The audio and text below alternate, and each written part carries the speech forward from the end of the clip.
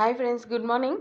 మనకి pre market అనేది close అయిపోయింది కదండి. చూడండి, మనకి ఆల్రెడీ నిన్నటి వీడియోలో మనం మాట్లాడుకున్నాం కదా. కంపల్సరీగా యుఎస్సి యొక్క ఇండెక్స్ యొక్క దాని ఎఫెక్ట్ అనేది కంపల్సరీగా మన మార్కెట్ మీద ఉంటుంది. ఎప్పటి వరకు? ప్రీ మార్కెట్ క్లోజ్ అయ్యే వరకు. ఓకేనా? సో దానివల్ల ఏంటి అంటే గ్యాప్ డౌన్లో ఓపెన్ అవుతుంది మార్కెట్. Okay, fine. కాకపోతే 9:15కి మనం మార్కెట్ ఓపెన్ అయిన తర్వాత అది ఎలా వెళ్తుంది అనేది మాత్రం కంపల్సరీగా మన మీదనే డిపెండ్ అయి ఉంటుంది. అంటే మన మీద అంటే నా మీదనో మీ మీదనే కాదు, మన ఇండియా కంట్రీ మీద మాత్రమే డిపెండ్ అయి ఉంటుంది. ఓకేనా? సో ఇప్పుడు గ్యాప్ డౌన్ అవుతుంది కాబట్టి చాలా వరకు ఇక్కడ కూడా ఏంటి అంటే రెండే ఉంటాయి. ఇక్కడ ఏంటి, దోజీ క్యాండిల్ క్రియేట్ అవుతుంది.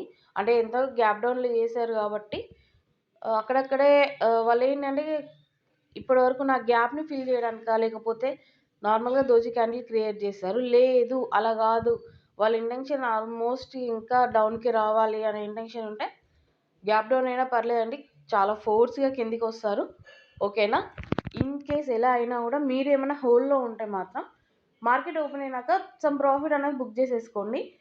మరీ అంత ఫాస్ట్గా వెళ్ళకండి, ఎందుకంటే గ్యాప్ డౌన్ అయ్యి మార్కెట్ ఓపెన్ అవుతున్నప్పుడు కొంచెం అగ్రెసివ్నెస్ ఉంటుంది. అది కొంచెం కూల్ అయిన తర్వాత మీరు మళ్ళీ ఫర్దర్గా మూమెంట్ తీసుకోండి. మీరు ఎలాంటి టైంలో అయినా కూడా నేను ఒకటే చెప్తున్నా, ప్లీజ్ దోజీ క్యాండిల్ అప్లై చేసుకుంటూనే రండి.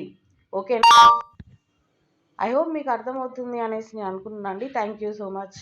అండ్ మీకు నా కంటెంట్ వర్త్ అనుకుంటే లైక్ చేసి సబ్స్క్రైబ్ చేసుకోండి.